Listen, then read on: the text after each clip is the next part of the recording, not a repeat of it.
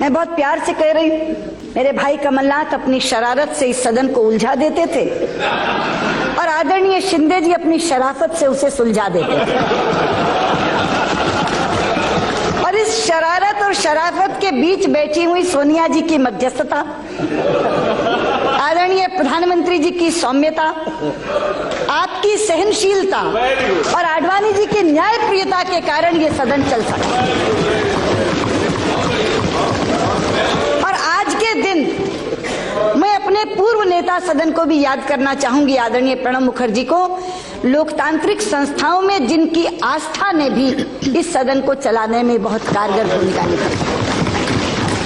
ये इसलिए हुआ क्योंकि भारतीय लोकतंत्र के मूल में एक भाव है, और वो भाव क्या है?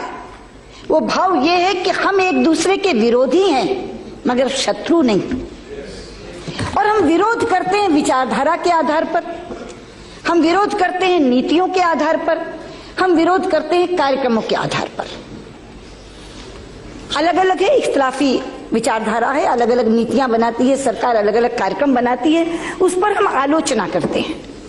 वो आलोचना प्रखर भी होती है, लेकिन प्रखर से प्रखर आलोचना भी भारतीय लोकतंत्र में एक दूसरे के व्यक्तिगत संबंधों में आड़े नहीं आती।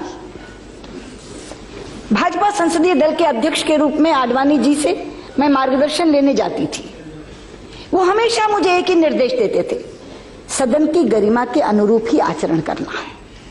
दलगत राजनीति से ऊपर उठकर हमेशा उन्होंने मुझे सुझाव दिया, और मैं आज इस सच्चाई को स्वीकार करना चाहूंगी कि नेता प्रतिपक्ष के रूप में जो भूमिका मैं निभा सकी वो आदरणीय आडवाणी जी के आशीर्वाद के कारण निभा पाई। अध्यक्ष जी, अब हम चुनाव में जा रहे हैं। चुनाव में जाते समय चाहिए तो यह था कि मैं विजयी भव का आशीर्वाद देती सबको, लेकिन वैसा करूंगी तो असत्य होगा।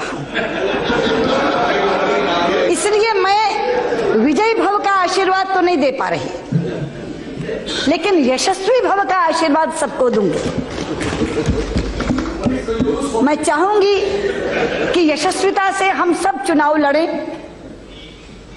और आपकी तो मैं कायल हूं जिस बात को वासुदेव जी ने आज सार्वजनिक रूप से कहा, मैंने निजी रूप में बहुत बार आपसे कहा है कि आपका स्वभाव और उस स्वभाव में क्रोध का ना आना इस सदन को चलाने में सबसे ज्यादा योगदान रखता है। इसलिए मैं कहना चाहूंगी कि हम सब यशस्विता से चुनाव लड़ें, जनता जिसे जिताकर भेजे, क्योंकि लोकतंत्र में जनता की अदालत सबसे बड़ी अदालत होती है। विजय और पराजय का फैसला वही करती है।